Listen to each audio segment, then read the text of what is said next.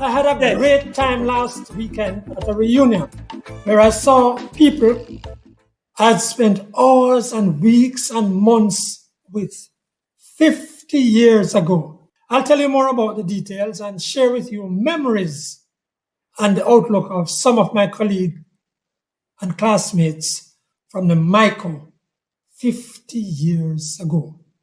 But to the present, we are coming out of a week of more instability in the nation, and that on the back of a shaking by a strong earthquake only 2 weeks ago. I honestly thought that the bomb threat hoaxes would have gone away earlier than it seems they did. I thought that the technology available to the police, and this is not a criticism, but I thought that the technology available to the police would have led them to the originator or sender of those emails a long time ago. Now, those hoaxes have cost us so much mental strain, use of resources, and wasted time. And then the weather and our responses to these periodic situations. I believe we have to do something about it. We can't just lock down the society every time our weather system comes through here. We are in a tropical climate with a rainfall regime in parts of the country equivalent to a rainforest. We should be used to rains by now. Hey. Good day. Thank you for joining us live for this, the 97th episode of the Frankly Speaking Jamaica podcast. I'm Franklin McKnight. I'm joined by journalist and founder of internet radio, Rebel Radio Jamaica, Desmond Richards, businesswoman, blogger and author, Mary White, and publisher, businessman, Patrick Maitland. He's far away in the cold. But we invite you to like, share, and subscribe to the Frankly Speaking Jamaica podcast. Let's hear first from Desmond Richards on the issues he wants to take on. Desmond? Yes, well, what is happening in the parliament, the submission of reports and the position taken by the speaker is something I think should be of concern to most of us. And in addition to that, the bomb threats. Now, some people want to say that take the bomb threats simple, saying it is somebody that who is probably mentally disturbed. No, I see the bomb threats as part of the criminal enterprise affecting the country. Wow, you're going far, Desmond. But let's hear Mary. Mary, what are you taking on? Brother Desmond, if they're right that it's a mentally disturbed person that said the back trend, then we're even in a worse position than the criminal mind. Because mentally disturbed people are just, as Mr. Mac said about it's unstable, they're unstable, and who knows, there's no rhyme or rhythm to what they do. So I pray that if somebody who is in their right mind, who will recognize that the police may get onto them, find them out, them and their family and whatever, and bring them to justice, so they may back off. But mentally disturbed is very disturbing. Definitely. So what's your issue, Mary? For me, this weekend, I'm going to take it to the lifestyle elements. This week we want to look at one of those things in the workplace: stress. Wow. Too many of our young Jamaicans are getting strokes, heart disease, diabetes, hypertension, and what is triggering that is the silent killer: stress. We All don't right, we're see gonna it. come back to you on that, Mary. That's a big one. I don't Yes, know if that has anything before we to go, do I have 3 tips that I use for myself that works excellent that I want to share with our viewers. So stay tuned. Don't go anywhere. Not going anywhere. Okay, Patrick, You know, what's your issue this week? I'm still looking at the food situation, because the reports are that for the quarter just ending, the third quarter, we are still experiencing 11.4% decline in domestic food production. So I'm still a little worried. Plus, 11.4% for 1 quarter. yes, And and that is on the back of a previous growth quarter or not? a decline, a previous decline. So, and also this month they are promoting this Eat What You Grow food campaign, and it has been done 30 years now, and I've not seen any impact, any positive impact on the food supply. In fact, we are importing more food now since it last started 30 years ago. So that's Doesn't sound good. Doesn't sound good. I just want to make mention and a passing reference to a sweet occasion, a reunion of dozens of my batchmates from Michael College who graduated 50 years ago. We had the pleasure during the weekend But just. were you in that batch, Mr. Matt? Because you look more like 35. So Well, I can't see the you're so kind. You're so kind. People have been saying I must have been gone to school and I was an infant. So never I mind. agree.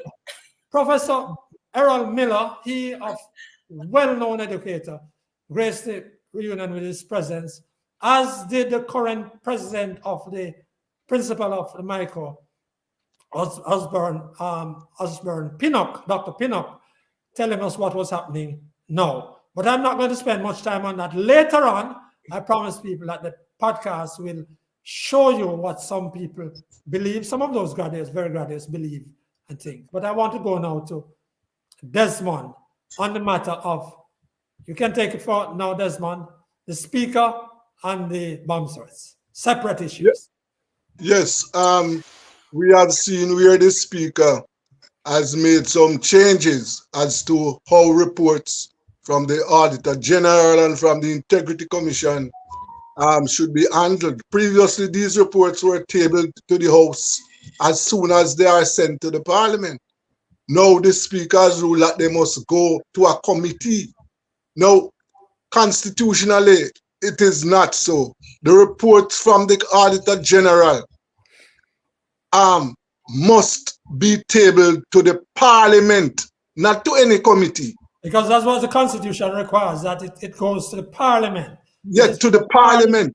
And the Yes. Parliament consists of the House Yes. consists of people who have been elected to represent us out here. And one of the reasons why I find disturbing about that is that the parliamentarians are elected by the people to represent them. So when reports, critical reports, are withheld from them, they are withhold. What the speaker has done is to withhold information from us. Now, I from the beginning, I had objections in my head to the Prime Minister's wife be appointed to the Speaker of the House. The Prime Minister is in charge of the executive, and his wife, is in charge of the Parliament. The Parliament is one of the 3 executive arms of governance in the country. And therefore, her behavior, I think, is totally unacceptable. You think the behavior is partisan, Sir Desmond? What did you say? You think her behavior is partisan? Well, I don't see how the speaker. In the law for. Well, I don't see how Mrs. Holness is going to be a non-partisan speaker. But in certain positions, you know how I feel about that. We are all partisan, yes. We all have our parties and our preferences, but there has to be a place of integrity within us that allows us to make a decision within the common interest of the people, the best interest of the people. And if That people is cannot put partisan matters aside, then they should not hold certain positions. But that Desmond, is just to that, say that we must remember that we have a situation where our speakers have been partisan from the sense point of view that they adhere to their political party. They might not be holding on to it stuff, but it's partisan. It's not the speakers such as one gets to some degree in the UK. These are partisan speakers. Every yes, of course. every Yes, of speaker is course. partisan. Every Yes. speaker, because it's usually the majority of the parliament take on the speaker's role. So it's partisan. No matter No, how I you put. understand that it is partisan. There are partisan people, but there are That's right. certain decisions that must be made in a legal to follow the jurisdiction, like what Brother Desmond is saying. She has gone outside of what the jurisdiction provides for, and I believe that's wrong. And people who cannot adhere, put partisan aside to adhere, should be demoted from certain positions. And I must say, Mrs. Olness looked nice on the bench. She looked nice Mary, on this place is so tribal. It's discussion. so tribal that sort of objective position that you are talking about in the Doesn't exist. it doesn't exist. Yeah. I'm sorry to say. Mary, can we Well, just ask you now to take us to your stress issues? Yes. How we stress, and if you can quickly tell us how to de-stress. Okay. So Mary, yes, Mary, Brother Desmond. Sister Mary, before you start, sorry to encroach on your time. I just want to use the opportunity to send out condolences to the family of the late Professor Winty Davis. He passed away today. Was a I think he was a worthy Jamaican and somebody who I And a man personally, who loved Jamaica and a man who made knowledge available to the Jamaican people. of course, sir. Yes. I miss Winty. I Condolences join you to in his that. friends and families. Join you in that. Winty Davis. Mary, Okay, Brother Mary, back to you. Desmond. Not a problem. So I want to open by saying that put these tips in the perspective of work is where we spend most of our time. Work is where we experience our most stress. Like we're at home, most times we're happy, we're not stressed. But the minute we step into the workplace, somehow, some way, it attracts stress. So we need now to find ways to deal with stress at work, which is a serious problem. Here are the 3 tips. 1, take breathing breaks. Some of us have a policy to working like Sister P. Let us stop and take working break to breathe. Deep breathing is one of those exercises that cancels stress in the minute. So you will realize that it's impossible for you to be stressed and deep breathing at the same time. And it's very simple. It's going to cost you nothing and it will save your life. Hold it. Okay. Breathe it out. Thank Practice to you. do that several times during the day, especially when we feel the stress and we ignore it. Stress is a silent killer. So pay attention to your stress levels and put the little things in place to dial it back. Deep breathing is the first tip. Second tip is take water breaks. When we're working, we tend to ignore eating, drinking, peeing, anything that takes the focus away from the work. It is not good. When you drink water, it works in 2 ways. 1, it dials back your stress level, and 2, it forces you to get up and shift your focus from the work because you have to go pee. And just that little break sometimes to get up and go to the bathroom is enough to change your stress level. Third and final tip, take spirit sharpeners. Spirit sharpeners are people in your Rolodex, on your speed dial, that you can call because you know that they're positive and you're going to have a happy conversation with them. Even if that conversation is 30 seconds, that person is so wonderful and happy that most times you have a conversation with them, you have to laugh, right? That dials back your stress level. Try those 3 tips and let me know how you feel at work this week, because we cannot be working. We need to be working, playing, and loving. And Wow. relaxing. Well, Relax. let me ask you something, Mary. Those tips are mainly for, what do you say, people who work in offices or Mhm. middle class professional people. You're not talking about people who work in the wholesale stores. You're not talking Yes, about it's people who do. people. People are people. Anybody who takes a deep breath, Mr. Mac, whether they're in the wholesale or in their executive office, breathing is just one of the, we are all created as human beings with the same shared human experiences, right? People drink water no matter where you are. You're working in a wholesale, Mhm. have your bottle of water at hand, sip it, take a break, go to the bathroom. You're entitled to your bathroom breaks. Can I ask you about like a coffee break?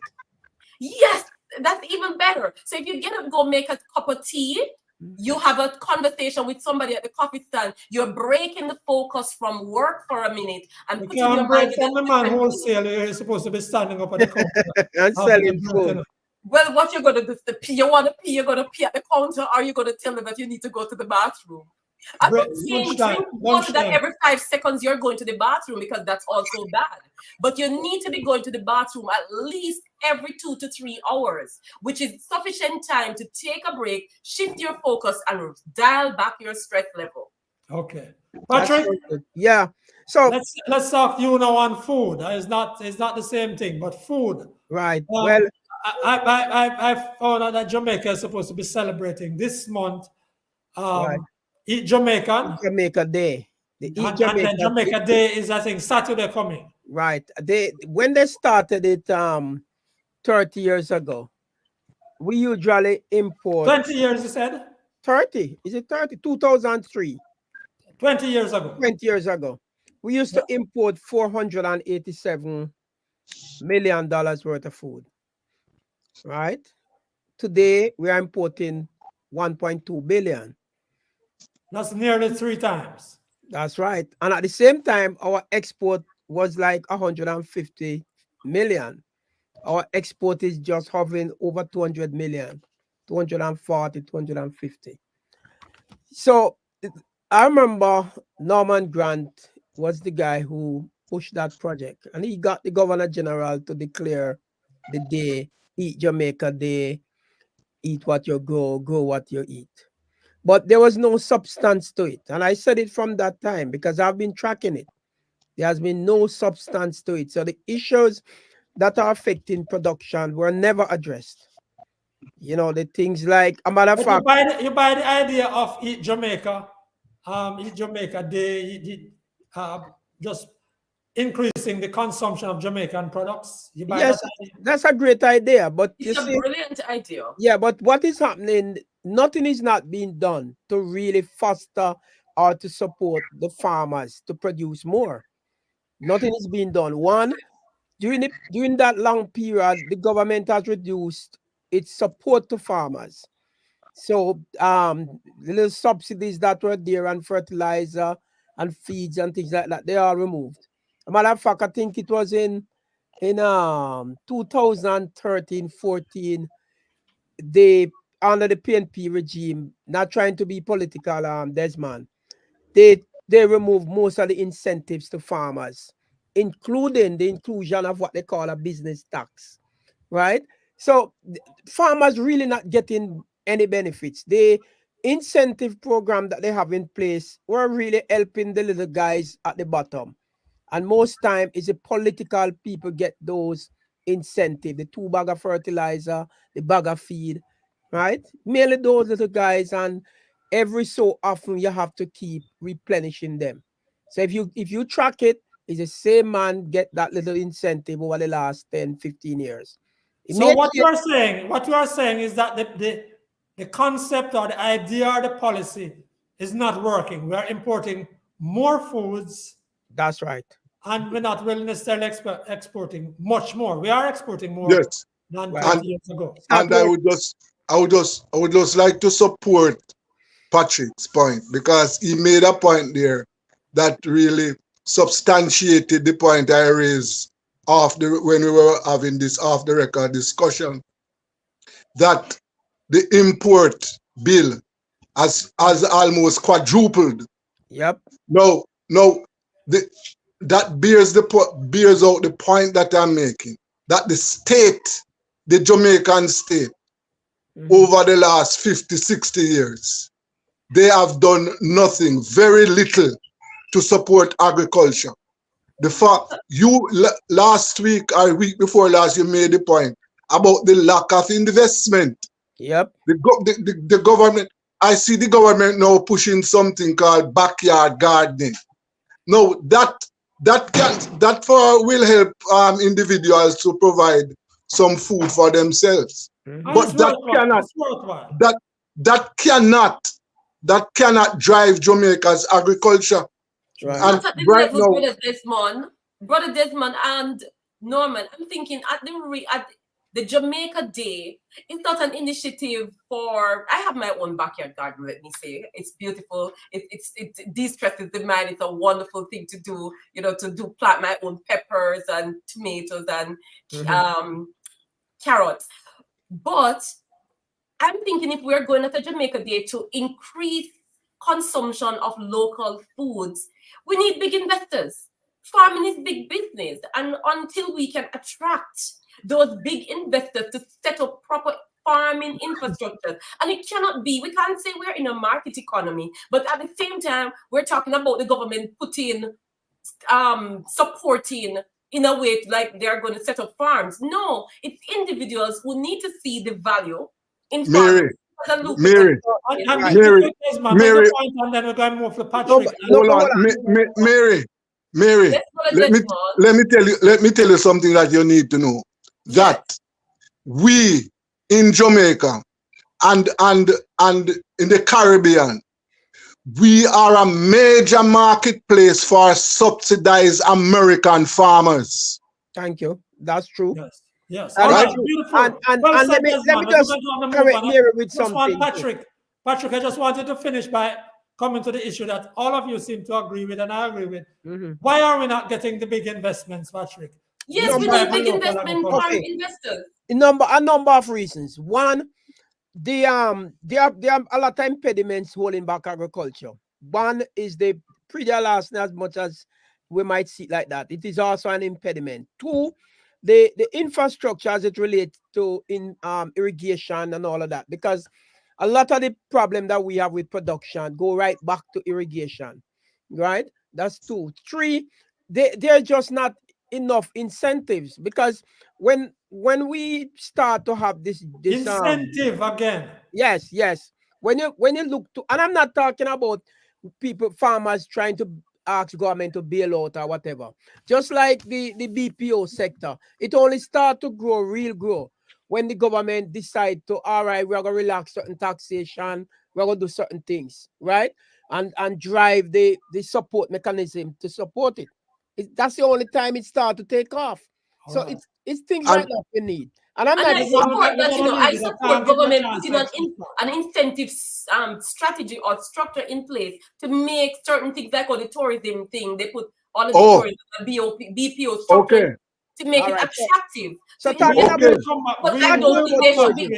we will come back to agriculture. I'm sorry that we were not able to delve into it the way I know Patrick is prepared, and Desmond is saying, and he's willing to jump on the fact that the tourism people get all of this help plus marketing money.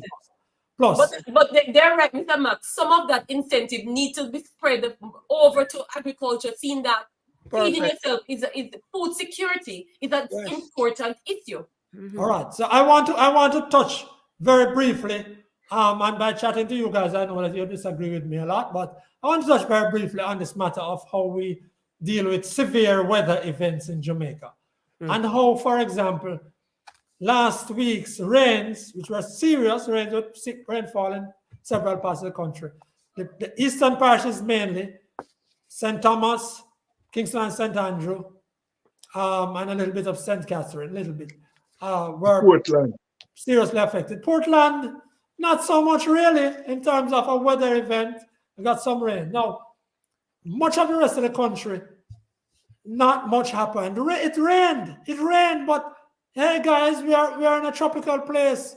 We know it rains.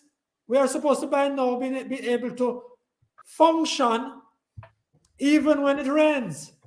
I don't think Patrick and those guys and Patrick will tell you that's a different film. Shut down everything because it snows. They expect that in New York. Right. We, That we, be we, real bad. now we need to do some things to reduce the loss of life when it rains. We know that. We need to fix some roads which are notorious for flooding, such as the one which we used to call Marcus Garvey Drive out there. That we need to get people off the gully banks. We know that. We don't need to deal with those things. But we had a situation where Jamaica was facing the possibility of a weather system strengthening and becoming a tropical storm. Not yet a tropical storm, not sure to become one. It didn't in the end. Not a hurricane. But it was And a lot of rain, we Mr. locked Mac. down schools. We locked down all the schools in the country on Friday. Because And even Mr. Mac, it was a lot of rain, a lot of water. if you It was live in heavy. Kingston, you get that. You can say that, and it is true. I'm just saying that how we respond to rainfall, how we respond to severe weather events, and again, it's going to be more rain this week.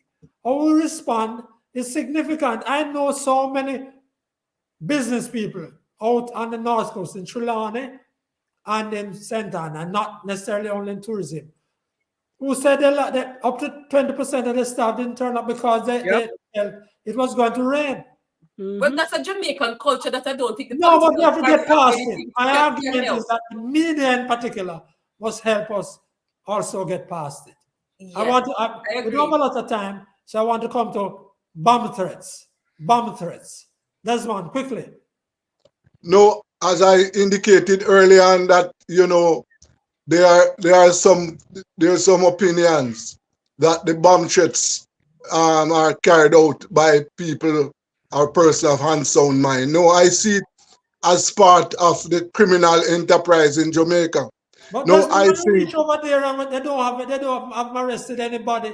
They arrested and charged one man from Spanish Town. well, with him and I want you to understand that our security forces, this is a new experience for our security forces. This is not something that we're accustomed to. But I think it is something organized to test our system, to see how the security forces, how we are able to deal with it, you believe and it is also organized. to spread fear. It is a test, and it is being done by people who are of sound mind. And I spoke to a member of the security forces, and they told me that they traced the bomb threats overseas, but up to then last week they were not able to identify from whose address the bomb threats came from. Yeah. Right? Well, I know that the investigations are continuing, but your spin on it, Desmond, your take on it is interesting. But we only have 2 minutes, and I want Patrick. Patrick, when these things happen in the New York area, what happens? Well, yeah. people get panic same way, but they are more accustomed to it. So they would send the police, the fire brigade, everybody. They have special squad for it anyway. But it's a similar knee-jerk reaction to it, but they're more accustomed to it. And many times it's like they know when something is credible, Yes. because they know they what you call it, the 911 operators usually may come through them or through whoever. So they kind of have a better sense as to what is credible. But they don't take it for The granted. police are investigating, we must say, and we hope that the police will pick up pretty soon and deal with this. Yes, and maybe we should collaborate with some international agencies. Cut out here. Right. By the way, they I get want to treated every thank day. you all They for get it being every with day. us today. Thanks to you, our viewers, listeners, for joining us today. Be assured that in a matter of hours, we will post highlights or shorts from this podcast. remember, the whole podcast is also going to be up on the Frankly Speaking Jamaica channel. So remember to subscribe to that channel. On behalf of Mary White, Desmond Richards, and Patrick Maitland, I'm Franklin McKnight. The man who was behind the scenes and seeing to the technicals was Joshua Black. I'm Franklin McKnight. Until then, and it's next week at 4.